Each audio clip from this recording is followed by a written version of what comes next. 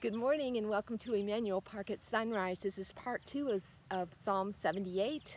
It will be verses 32 through 72.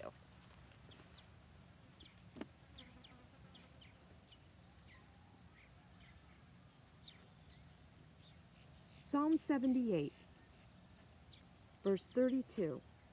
In spite of all this, they still sinned. They did not believe in his wonders. So he made their days vanish like a breath and their years in terror. When he killed them, they sought for him. They repented and sought God earnestly. They remembered that God was their rock, the Most High God, their Redeemer. But they flattered him with their mouths. They lied to him with their tongues. Their heart was not steadfast toward him. They were not true to his covenant. Yet he, being compassionate, forgave their iniquity and did not destroy them. Often he restrained his anger and did not stir up all his wrath. He remembered that they were but flesh, a wind that passes and does not come again. How often they rebelled against him in the wilderness and grieved him in the desert. They tested God again and again and provoked the Holy One of Israel. They did not keep in mind his power or the day when he redeemed them from the foe, when he displayed his signs in Egypt and his miracles in the fields of Zon.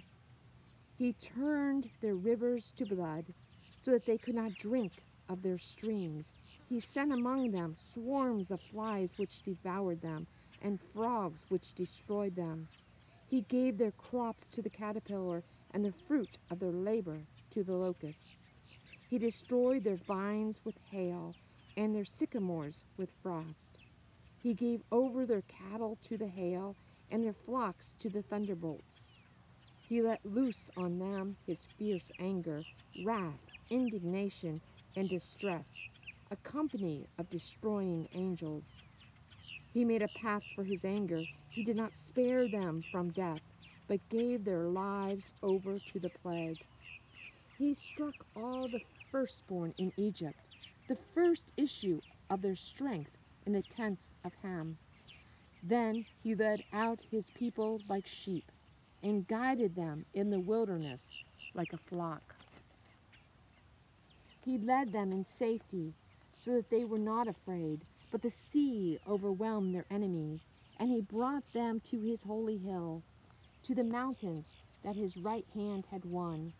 He drove out nations before them. He apportioned them for a possession, and settled the tribes of Israel in their tents. Yet they tested the Most High God and rebelled against him. They did not observe his decrees, but turned away and were faithless. Like the ancestors, they twisted like a treacherous bow. For they provoked him to anger with their high places. They moved him to jealousy with their idols. When God heard, he was full of wrath, and he utterly rejected Israel. He abandoned his dwelling at Sheol, the tent where he dwelt among mortals, and delivered his power to captivity, his glory to the hand of the foe. He gave his people to the sword and vented his wrath on the heritage. Fire devoured their young men, and their girls had no marriage song. Their priests fell by the sword, and their widows made no lamentation. Then the Lord awoke as from sleep, like a warrior shouting because of wine. He put his adversaries to rout. He put them to everlasting disgrace. He rejected the tent of Joseph. He did not choose the tribe of Ephraim, but he chose the tribe of Judah, Mount Zion, which he loves. He built his sanctuary like the high heavens, like the earth which he has founded forever. He chose his servant David and took him from the sheepfolds.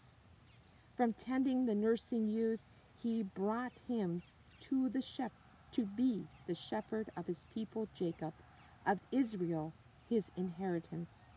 With the upright heart he tended them and guided them with skillful hand. Amen. Thank you for joining me here at Emmanuel Park at Sunrise. Have a blessed week.